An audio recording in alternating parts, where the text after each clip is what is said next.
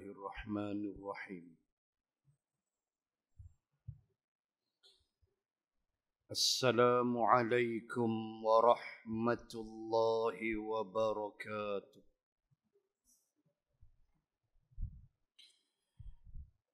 الحمد لله وكفى. أشهد أن لا إله إلا الله وحده لا شريك له، وأشهد أن سيدنا محمدا عبده ورسوله. اللهم صل وسلم على رسول الله وعلى آله وصحبه أجمعين. سبحانك لا علم لنا إلا ما علمتنا، إنك أنت العليم الحكيم. بسم الله ما شاء الله، لا حول ولا قوة إلا بالله العلي العظيم. أما بعد، أعوذ بالله من الشيطان الرجيم. وقل رب زدني علما. صدق الله العظيم. Dan katakan olehmu, wahai Muhammad, wahai Tuhanku, tambahkanlah ilmu kepadaku. Yang dimuliakan Tuan Imam, muslimin dan muslimat rahimakumullah. Sambung muka surat 181. Bab yang baru, bab yang ke-25. Bab ma kana ar-rasul alaihi salatu wassalamu alaihi minat taqlili minad dunya, minat taqlili minad dunya. Bab pada menyatakan hadis yang membicarakan barang yang ada Rasulullah sallallahu alaihi wasallam daripada sedikitkan dunia. Bab yang bakal kita baca dan lihat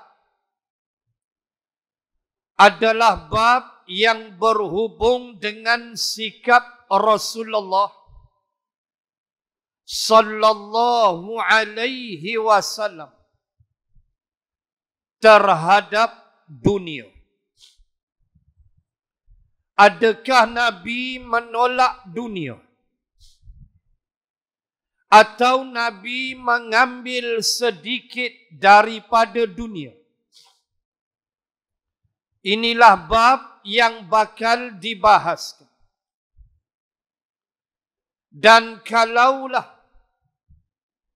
kita mempelajari sirah baginda Rasul sallallahu alaihi wasallam, maka sudah tentu kita akan bertemu dengan kisah yang terlalu banyak yang menunjukkan sikap Nabi terhadap dunia. Di antaranya ketika mana seorang pemimpin Quraisy, Utbah bin Rabi'ah,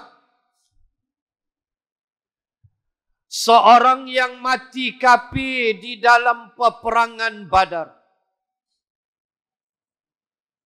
turut sama mati dalam Badar ialah abangnya Syaibah bin Rabi'ah dan juga anaknya Al-Walid bin Utbah. 3 beranak ni mati kafir dalam perang Badar. Ketika Utbah bin Rabi'ah telah dihantar oleh Abu Jahal untuk berbincang dengan Rasulullah. Ketika mereka semakin panik melihat kebangkitan Islam, Abu Jahal buat macam-macam. Tangkap, bunuh, pemulauan ekonomi, macam-macam dia buat. Tapi orang semakin mendekati Rasulullah. Maka akhirnya mesyuarat di Darun Nadwah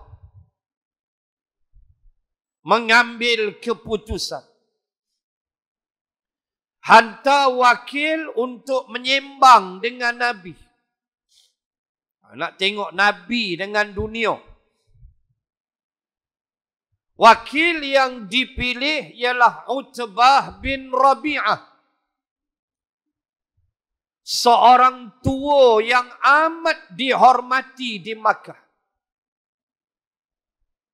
Dia adalah pemilik kebun anggur di Taif. Yang Nabi berlindung waktu Nabi kena lontar dengan batu. Berlindung dengan Zaid bin Harithah di sebuah kebun anggur di Taif. Itu kebun dia lah. Kebun Utbah bin Rabi'ah. Dialah yang Abu Jahal pilih sebagai seorang tua nak cakap dengan Nabi. Maka akhirnya dia bertemu dengan Rasulullah. Ni kita nak cerita dunia. Nabi dengan dunia. Dia jumpa Nabi. Muqaddimah dia. Lebih kurang dia kata, wahai Muhammad, sesungguhnya yang kamu bawa ini satu ajaran yang telah memecah belahkan umat Arab. Habis bergaduh kita di Makkah, kata Abu Jahal. Pecah belah habis. Anak dengan ayah bergaduh. Anak ikut Nabi, ayah tak ikut. Gaduh. Kata ke Nabi, wahai Muhammad, ajaran kamu bawa ni habis rosak semua orang Makkah. Wahai Muhammad, apa sebenarnya kamu nak? Adakah dengan membawa ajaran ini membodoh-bodohkan Tuhan-Tuhan kami? Berhala dia lah. Dianggap Tuhan. Mencerca berhala kami. Membodohkan cara hidup kami. Adakah wahai Muhammad, dengan kerja yang kamu buat ini, kamu mahu menjadi raja? Menjadi raja Makkah. Kami tak ada raja. Kami boleh lantik kamu menjadi raja. Atau engkau mahukan harta? Kami kenal engkau seorang yang miskin. Nabi tak ada apa, tuan-tuan muslimin muslimat. Bela kambing pun kambing orang. Mak ayah meninggal waktu Nabi kecil. Bahkan tak sempat tengok ayah. Apa yang ada pada Nabi di sudut harta? Kami kenal engkau susah, engkau miskin. Jama'na malan. Kami bersedia menghimpunkan harta. Ambillah kamu.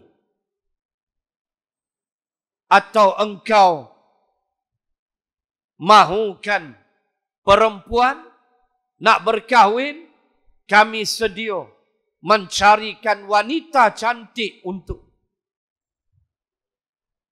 Ini 3 tawaran. Tahta harta wanita. Semuanya dunia yang ditawarkan kepada Rasulullah. Tetapi lihatlah sikap Nabi. Membalas permintaan kepimpinan Quraisy melalui wakilnya Utbah. Dengan Nabi membalas dengan membaca Hamim Fussilat. Panjanglah cerita. Nabi menolaknya. Kerana apalah guna takhta harta kalau Islam terpinggir. Islam dicampak ke tepi. Nabi nak beritahu, apa guna aku ada harta? Apa guna aku dapat takhta? Kalaulah Islam tidak boleh dilaksanakan. Dasar-dasar Islam tidak boleh dibawa ke tengah masyarakat. Apa nilai semua itu? Ini Nabi aja. Banding dengan kita hari ini. Gila ke harta. Gila ke takhta. Character assassination. Mencipta fitnah. Mencipta macam-macam benda. Untuk meraih takhta. Untuk menjadi pemimpin di dunia yang sebentar. Untuk menjadi kaya raya. Sanggup rasuah. Sanggup pecah amanah. Sanggup buat apa saja. Asalkan kita menjadi orang yang kaya. Inilah kesilapan kita. Dunia ini mazra'atul akhir. Adalah ladang untuk kita bercucuk tanam. Untuk kita meraih hasilnya di akhir. Bukan kita suruh buang dunia. Ambillah dunia ni. Kalau tidak, Nabi tak pernah tinggal doa. Doa yang ulama setuju. Bahawa Nabi tiap kali doa, doa ni Nabi tak tinggal. Anas bin Malik ambil hadis ni. Rabbana atina fid dunya hasanah. Wa fil akhirati hasanah. Wa qina azaban nar. Nabi tak pernah tinggal doa. Tiap kali Nabi berdoa. Nabi ajar, ya Allah, bagilah dunia baik. Kurniakan pada kami dunia yang baik. Dan kurniakan pada kami akhirat juga baik. Dan selamatkan kami dari neraka. Bukan suruh buang dunia. Ambil dunia untuk kepentingan Islam. ada kuasa, jaga Islam. Ada harta, bantu Islam. Itu dia baru betul. Supaya kita faham. Dunia ni Allah buat untuk kita ambil dia. Untuk kita selamat di akhir. Yang jadi masalah, menjadi pecacai dunia. Lupa halal dan haram. Ingat tuan-tuan. Ketika Rub'i bin Amir radhiyallahu anhu, dia dikira sahabat mengikut jumhurul ulama. Rub'i bin Amir dari Bani Tamim. Dia adalah sahabat. Dia bukan tabi'in, dia sahabat.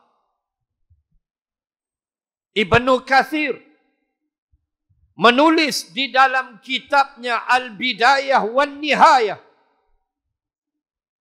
akan satu kisah yang berlaku di zaman Sayyidina Umar Al-Khattab. Ketika Umar mengirim bala tentera untuk menumbangkan Rom dan Parsi. Kerajaan Rom dan Parsi tumbang di zaman Umar. Tidak mustahil kebatilan akan menyembah bumi bila sampai masa.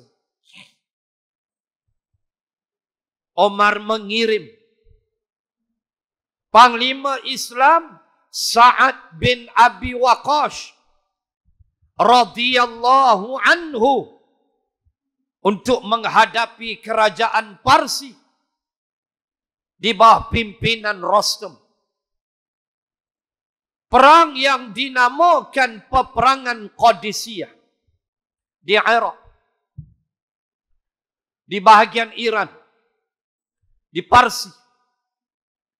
Bagaimana sebelum bertempur, ni kita nak cerita dunia. Sebelum bertempur, Sa'ad bin Abi Waqqas telah mengirim utusannya untuk berbincang dengan Rostam. Utusannya ialah Rub'i bin Amir dari Bani Tamim. Rub'i ini keturunan bangsawan.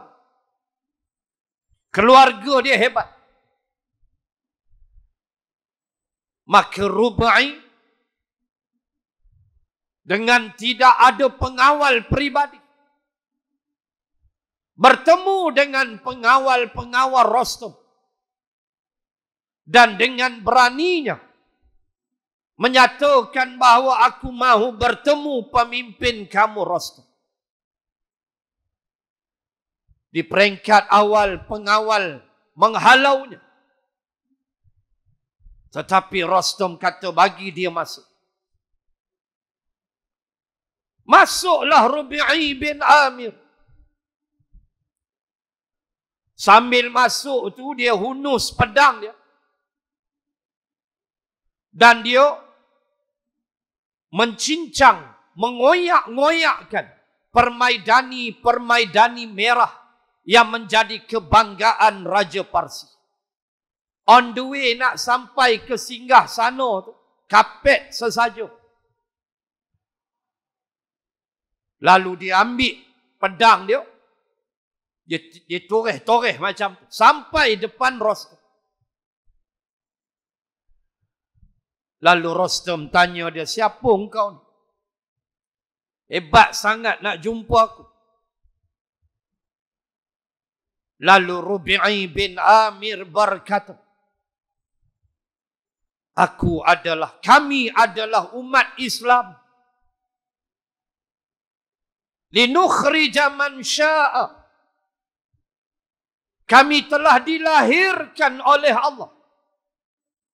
Kami telah dikeluarkan oleh Allah untuk menyeru kamu manusia min ibadatil ibad ila ibadatillah.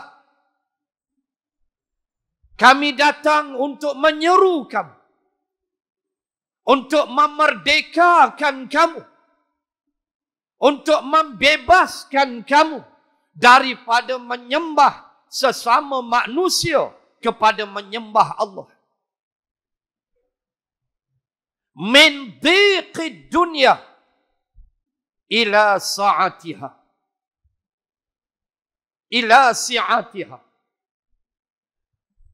Daripada kesempitan dunia, kami nak merdekakan kamu. Kami nak bebaskan kamu kepada keluasan negeri akhirat. Ini ucapan. Antaranya dia menyentuh soal dunia. Dia kata kami ni umat Islam diajar oleh Rasul kami bahawa dunia ni kecil aja. Dunia ni dhiqun, sempit. Yang luas apa? Akhirat. Kami nak ajak kamu, wahai Rasul, supaya jangan terpedaya dengan dunia. Menganggap dunia lah segala-galanya. Sanggup menipu. Sanggup memfitnah. Skema sana, skema sini. Scam macam-macam sekarang. Tipu orang, ambil duit orang. Buat macam-macam untuk naikkan diri kita. Sedangkan dunia terlalu sempit. Dunia terlalu kecil, kata Rubai. Dan pandanglah keluasan negeri akhirat. Inilah kemerdekaan. Membebaskan diri kita daripada melihat dunia lah segala-galanya. Sehingga kita lupa akhirat yang tiada tepi luasnya. Besar mana nikmat dunia kalau kita nak banding dengan akhirat. Kita lupakan rumah Allah. Kita alpa, kita lalai kerana dunia. Sedangkan malakul maut menjenguk dan sentiasa menunggu perintah Allah. Sedangkan kita akan mula masuk stesen pertama. Min manazilil akhirah. Daripada stesen-stesen negeri akhirat. Iaitulah al-qabr. Alam barzah. Kubur. Kita pasti ke situ. Kita pasti akan bertemu Allah di akhirat. Tidak ada penterjemah antara kita dengan Allah ketika Allah membongkar segala-galanya. Muslimin muslimat, ambillah dunia. Tetapi jangan menjadi hamba kepada dunia. Sampai kita ditipu oleh syaitan. Sehingga kita melupakan negeri akhirat. Yang terlalu luas. Yang tak mampu kita nak hurai dengan perkataan. Susah kita di dunia. Kita boleh memohon pertolongan orang. Susah kita di akhirat. Tiada tempat melainkan neraka Allah. Wal'iyadza billahi min zalik. Itu muqaddimah. Untuk kita melihat betapa Nabi sallallahu alaihi wasallam seorang yang tidak menolak dunia, tetapi mengambil dunia dengan qalil, dengan terlalu sedikit. Dan itulah bab yang akan kita baca. Baik, saya mulakan dengan hadis. An Aisyah qalat in kunna ala Muhammad namkuthu syahran ma nastauqidu binar in huwa illal ma'u wat tamar. Daripada Aisyah radhiyallahu anha, katanya, sesungguhnya adalah kami keluarga Muhammad sallallahu alaihi wasallam menunggu sebulan tiada kami menyalakan api, tiada ia melainkan air dan tamar. Ketahuilah kiranya, wahai saudaraku, dengan beberapa hadis yang diriwayatkan oleh muhaddisin, dapat tahu kita akan khabar Nabi sallallahu alaihi wasallam dan istri-istri dan sahabat-sahabat semuanya tidak membanyak-banyakkan dunia. Bukan kata Rasulullah, nanti hadis kita akan lihat ke depan, bukan sekadar Rasulullah, tetapi termasuk istri-istri Rasulullah, juga termasuk para sahabat radhiyallahu anhum ajma'in wa arda, yang juga mereka dengan dunia berlebih kurang sahaja. Mereka tidak memburu dunia, walaupun ada di antara mereka kaya raya seperti Abdurrahman bin Auf, seperti Abu Talha, seperti Sayyidina Uthman. Ini jutawan-jutawan Makkah.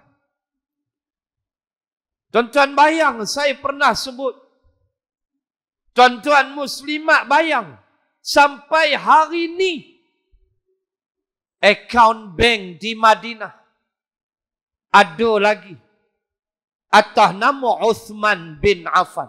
Akaun bank. Sayyidina Uthman wafat dah.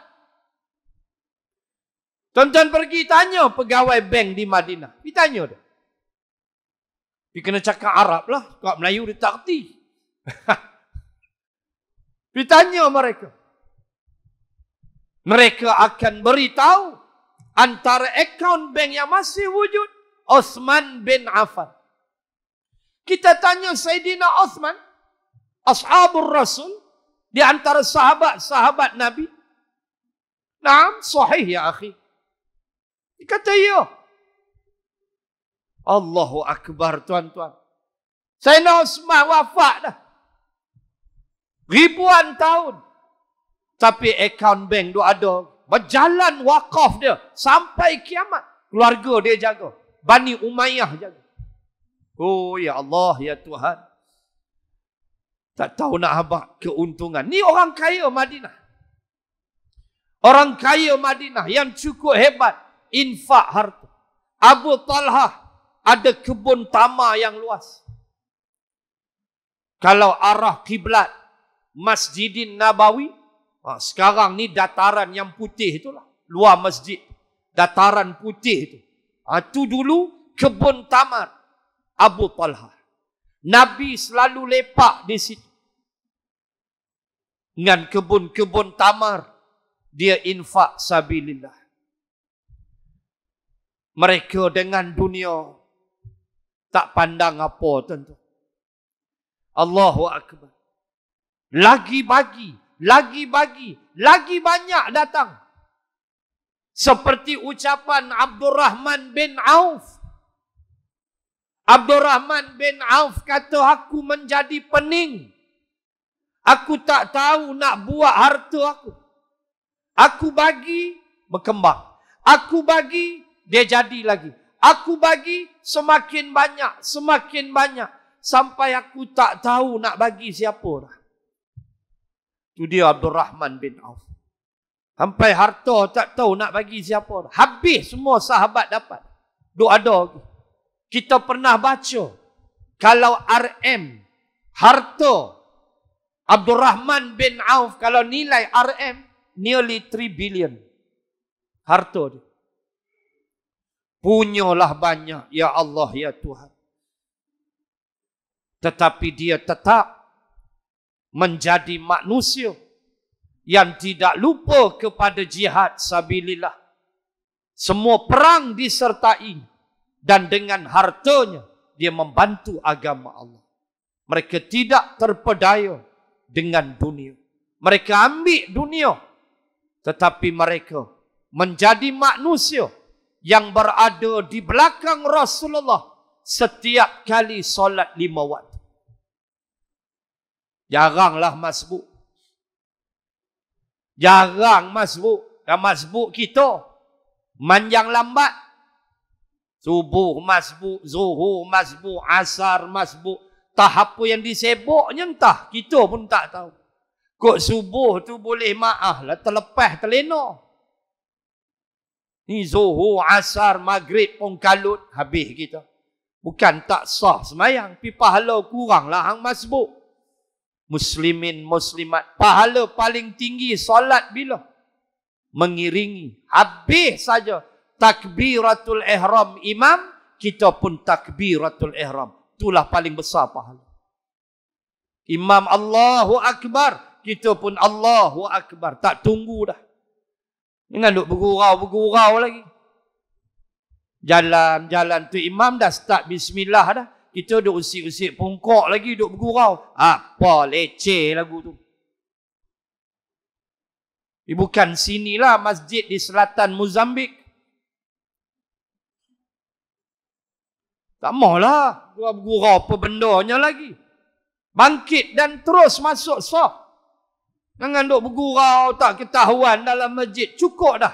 Sebab nanti kita kerugian, kehilangan takbiratul ihram. Pahala yang cukup besar. Immediately on completion of imam punya takbir. Kena faham hukum-hukum macam. Sahabat berjuta harta duk belakang Nabi. Berjuta harta. Semayang tak pernah masbuk belakang Nabi. Allahu Akbar. Muhasabah diri kita semua. Baik. Sambung. Hingga makan minum mereka itu pun ada jumpa. Selalu tidak dimasak dengan api. Maka yang demikian itu menjadikan hidup di dalam kelapangan dan luas peluang ibadah mereka itu. Maksudnya, kadang-kadang nanti kita tengok hadis. Keluarga Nabi kadang-kadang sebulan tak masak. Sebulan je ke? Tak, nanti jumpa hadis berapa bulan tak masak. Bukan tak makan, makan. Tapi tak berapa nak kisah sangat. Macam Rasulullah lah, ada makanan, makan. Tak ada kan Nabi puasa. Gitu ya. Tak ada dia kisah. Kita pandang dunia ni kalau tak makan, mati. Tak kena roti canai pagi, jam. Kan? Jam, tuan-tuan oi, kena cari ke? Roti macam-macam jenis, sarang burung lah, itulah, inilah. Roti canai itu pun. Sahabat tak, Nabi tak, ada makan, tak ada puasa, lagu tu. Kita nak ikut macam tu, pakai tak ada, tunggu Ramadan baru puasa. Tuan-tuan, inilah mereka. Kadang-kadang sebulan tak masak. Dan ada makan buah tamar dengan air. Tu dia. Kita buka puasa buah tamar sebiji ya. Ambil sunnah sebiji, ambil sunat sebiji. Lepas tu nasi ni dia punya gunung. Tu kita lah. Buka puasa. Tak kena nasi tu macam tak tawaf pun. Kira kalau haji tak tawaf ifadah, tak sah haji. Kalau tak kena nasi, hak tu kita. Allah. Tuan-tuan, muslimin, muslimat. Ini mereka. Kadang-kadang sebulan tak ada api. Maksudnya tak masaklah keluarga Nabi. Begitu. Baik. Tidaklah lalu dengan sebab itu menjadikan mereka luas ibadah. Tak kalut nak masaklah apalah, menyebabkan mereka banyak masa untuk beribadah kepada Allah Subhanahu wa taala. Baik.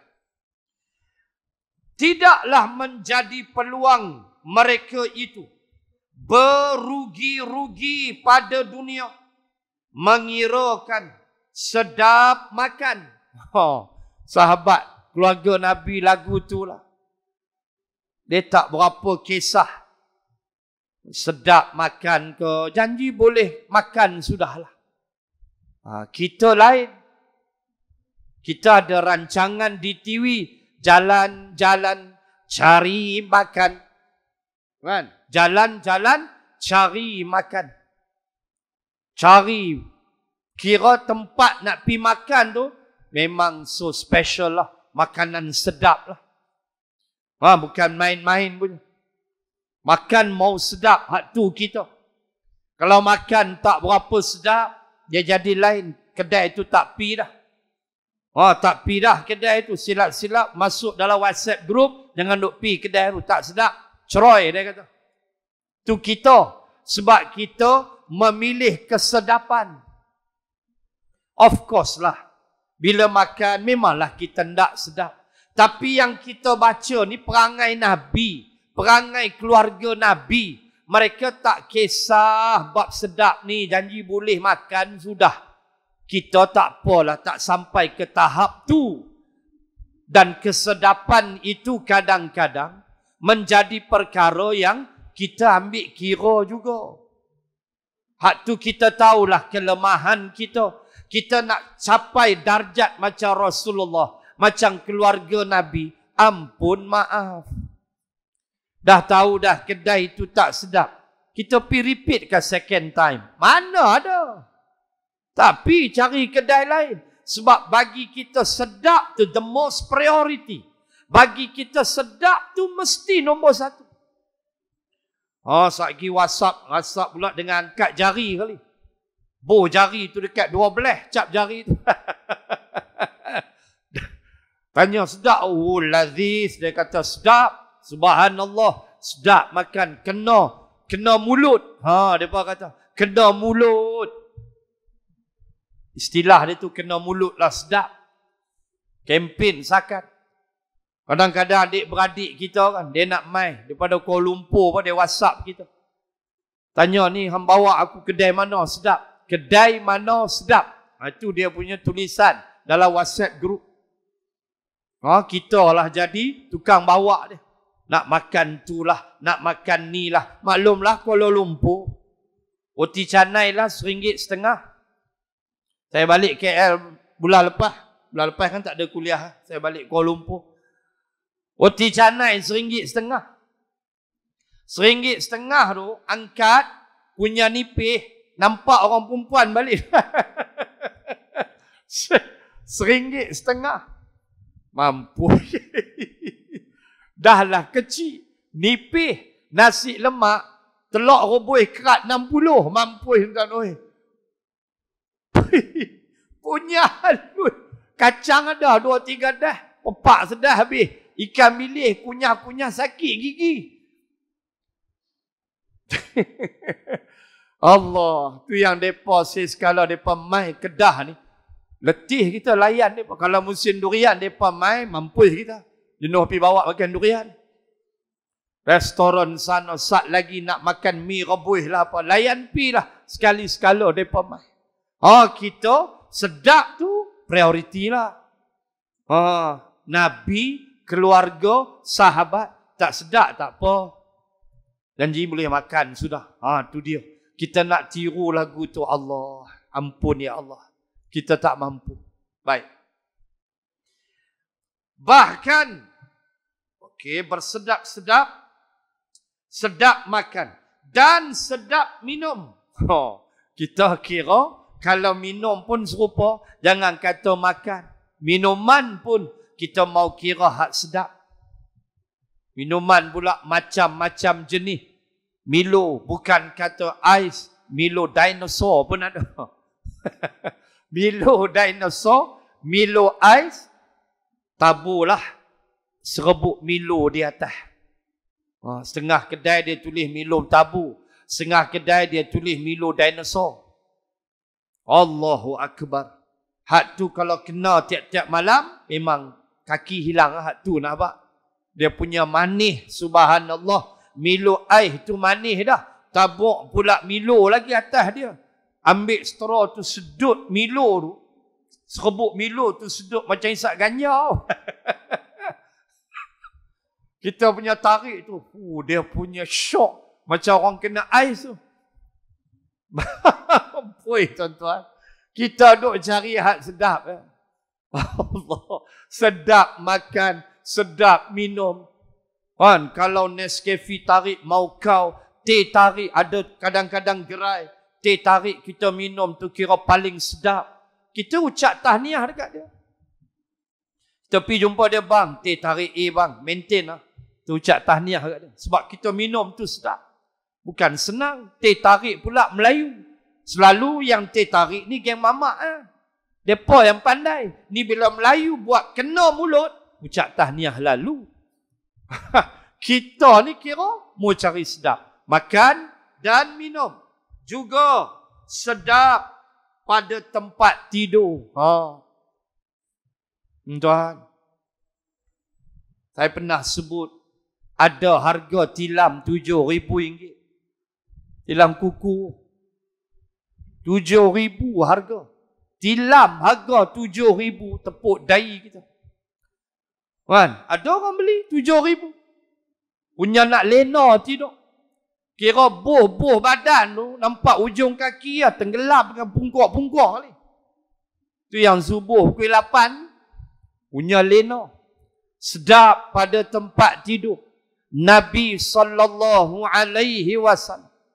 masuklah Museum Madinah. Tengoklah replika tempat tidur Nabi. Tika yang dianyam tu. Situlah Nabi tidur. Kalau Nabi bangkit, berbekah ni. Belakang Nabi berbekah. Jalur-jalur tika tu. Allah. Sallallahu alaihi wasallam. Ini Rasul. Masuklah keluarga. Tengoklah bilik Aisyah besar mananya. Kecil. Rumah-rumah isteri Nabi besar mananya.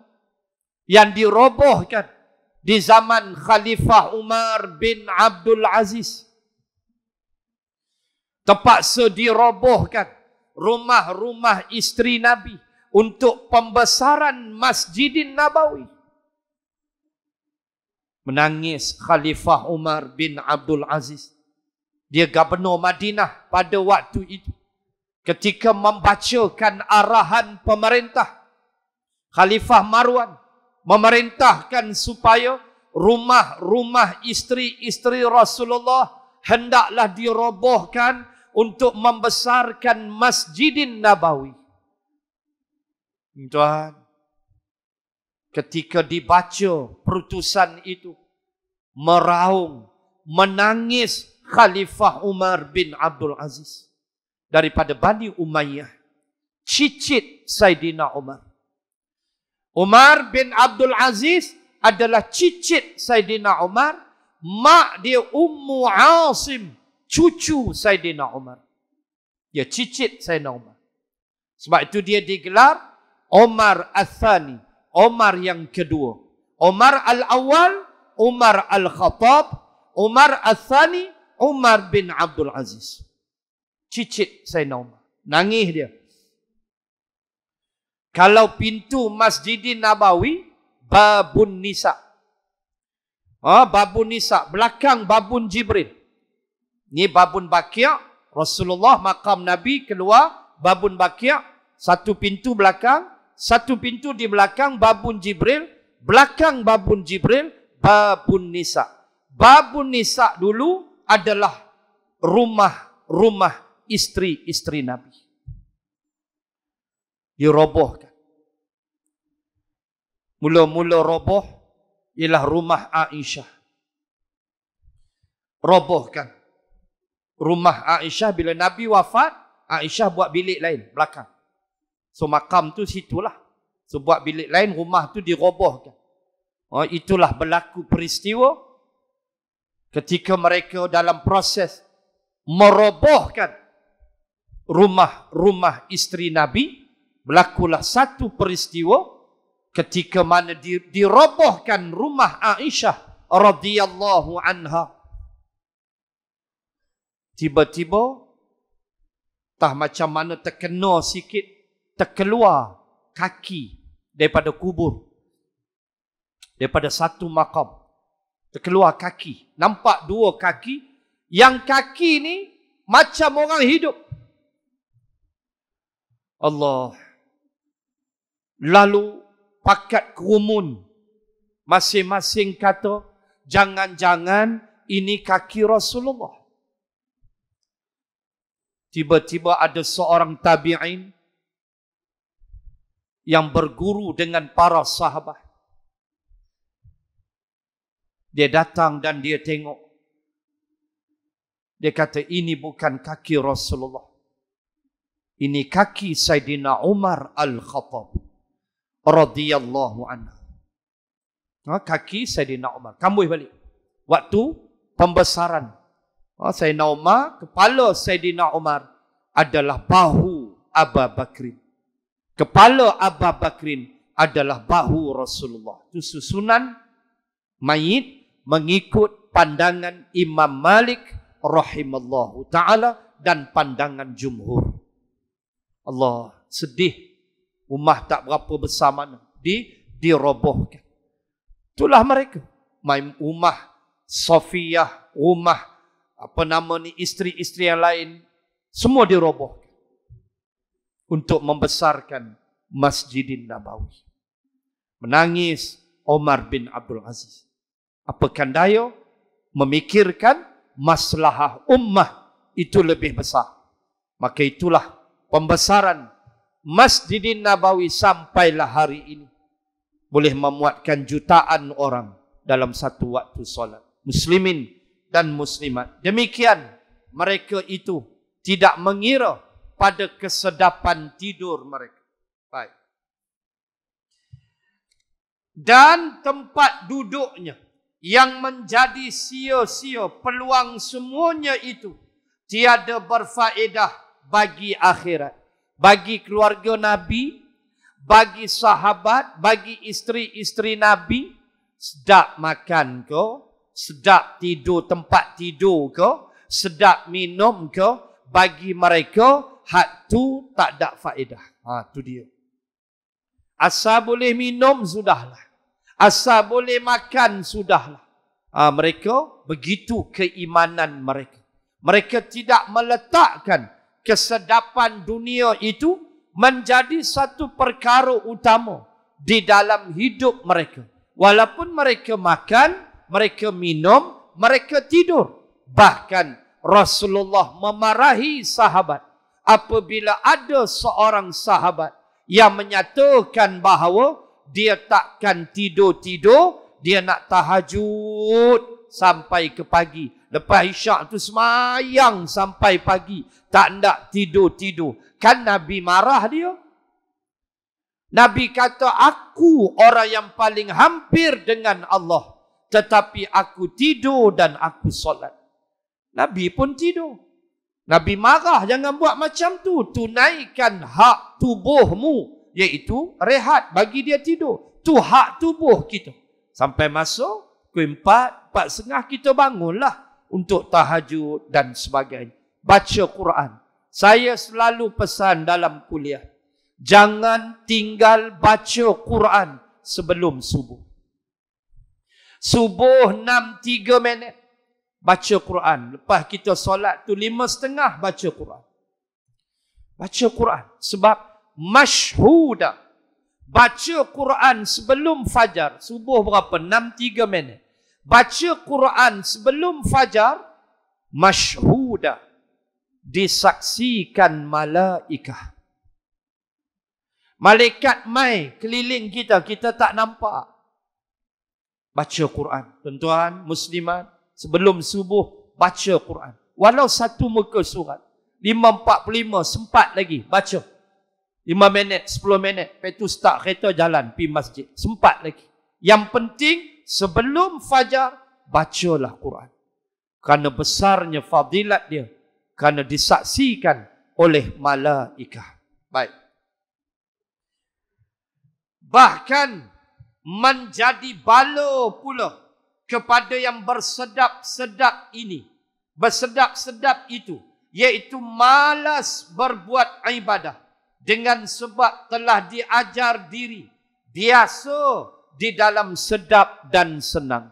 Yang kita bimbang apabila kita mengutamakan kesedapan dunia, maka dibimbangi kita mula bermalas-malas dalam ibadah. Sedangkan Islam mendidik kita yang kita nak cari kesedapan ialah kesedapan dalam ibadah. Itu yang dituntut. Walaupun kita takkan capai 100% perfectionist. Takkan, mustahil. Solat maghrib tadi, Tok Imam baca surah apa? Mungkin tak ingat dah. Kita mesti cuba hadirkan kesedapan dalam ibadah. Lazatnya beribadah. Sedapnya solat. Kita bila makanan tu sedap, kita buat apa? Tambah tak? Tu benda obvious lah, benda biasa. Kan? Bila sedap, kita tambah. Walaupun kita dah sendawa dah. Tapi sedap punya pasal, tambah kambing, lagi awal lagi tambah. Bila sedap, kita tambah. Kenapa? Kita malas nak tambah kalau solat. Malas nak solat sunat. Sebab kita mungkin rasa solat tak sedap. Jaga. Kena cek hati kita. Kita mungkin rasa, okeylah di sudut hukum, fiqah lepas. Kita solat. Kita tak tinggal solat. Alhamdulillah 5 waktu kita buat. Tapi di sudut kelazatan bersolat, adakah kita capai? Yang kadang-kadang kita malas nak solat sunat. Malas nak solat sunat. Sebab mungkin cukuplah 5 waktu. Sedangkan bila makan tu sedap, kita tambah. Begitu. Kenapa semayang tak mau tambah? Boleh jadi kita rasa semayang tak sedap. Maka muhasabah. Kita kena cek hati kita. Allah, bahaya tu. Sedangkan solat-solat sunat adalah pembantu kita. Ketika solat wajib kita ada kebocoran. Tak payah bacalah hadis tu, semua faham. Awalu, yang pertama yang dihisap ialah solat. Hancur solat waktu kita, solat 5 waktu kita, Allah suruh tengok. Malaikat tengok solat sunat dia. Penting. Solat sunat nak cover. Tu dia. So jangan rasa malah. Paling tidak, rawatib jangan tinggal. Ba'diyah, qobliyah jangan tinggal. Tahajud mungkinlah terkejut. Sekali-sekala bangkit. Ni bangun tahajud lah ni sebab PD gaji. Kan? Gaji naik semangat lah. Menaik semangat, tahajud lalu. Mai tengah bulan tak bangkit dah, gaji tak masuk. Hilang semangat. Tuan-tuan, tahajud mungkin kita tak mampu tiap-tiap pagi. Walaupun ada orang mampu buat. Alhamdulillah. Tetapi rawatib jangan tinggal. No. Witir jangan tinggal. Kalau malas nak bangun tahajud, witir lepas isyak. Solat witir lepas isyak. Di rumah pun tak apa, boleh buat. Sini buat ba'diyah isyak, balik buat rawatib. Buat witir. Buat 3 rakaat, 2 salam. Ulama kata jangan satu, walaupun satu tu okey. Imam Syafi'i makruh. Al-Imam Syafi'i 1 rakaat tarawih, 1 rakaat witir, makruh. Kalau boleh 3. Kalau boleh 3. Buat di rumah tak apa, buat di sini pun boleh. Itu dia tuan-tuan. Benda-benda macam ni, dia nak cover kita punya kekurangan dalam solat. So, kita bimbang. Nanti jadi tak sedap ibadah. Sebab terlampau tumpu kepada dunia. Baik. Sambung sikit. Ada pun Nabi kita, sedikitkan dunia itu telah ada. Didatangkan hadisnya oleh Abu Isa At-Tirmizi dengan katanya, an Aisyah qalat in kunna ala Muhammad namkatha shahran ma nastawqadu binar in huwa illa al-ma wat tamar. Diriwayatkan daripada isteri Rasulullah sallallahu alaihi wasallam yang dikasihi, namanya Aisyah radhiyallahu anha, katanya, sesungguhnya adalah kami keluarga Nabi Muhammad sallallahu alaihi wasallam duduk tunggu sebulan, tiada kami menyalakan api dapur, memasak roti atau merebus daging, oleh kerana tidak ambil indah kepada makan minum dan pakaian dan dunia semuanya. Tiada makan minum kami melainkan air dan tamar. Kata Abu Isa, bermula ini hadis sahih. Itu dia. Sebulan kami tak masak. Bukan tak makan. Tak kisah sangat. Begitu. Tak berapa kisah. Boleh tamar, kenyang, sudah. Boleh minum 1-2 ayak, sudah. Zam-zam ada, minum, dah. Tak ada nak kalut. Tak ada nak kelang kabut. Itu mereka. Kita tak mampu nak ikut cakap tu terang. Jujur kita sebut. Malu bila kita baca perkara seperti ini. Namun demikianlah kehidupan Rasulullah, isteri-isterinya dan juga para sahabat radhiyallahu anhum ajma'in. Baik. Masalah 105. Nabi tidak memasak apa-apa di rumahnya beberapa bulan. Wallahu a'lam. Sambung bulan hadapan. Saya habiskan ada 2 lagi hadis. Kemudian kalau ada masuk, kita lihat bab yang ke-26. Bala yang mengenai Rasulullah. Itu bab 26. Bulan depan, saya cuba habiskan 2 hadis di bawah masalah 105. Allahu Ta'ala a'lam. Bismillahirrahmanirrahim. Alhamdulillahi Rabbil alamin. Wabihi nasta'in. Ala umuri dunya waddin. Salatan wa salaman ala Rasulillah. Wa ala alihi wa sahbihi ajma'in. Allahumma zidna ilman warzuqna fahman. Allahumma rzuqna fahman nabiyyin wa hifzal mursalin. Allahumma ja'al jam'ana hadha jam'an marhuma wa tafarruqana min ba'dih tafarruqan ma'suma. Rabbana atina fid dunya hasanah wa fil akhirati hasanah wa qina adzaban nar.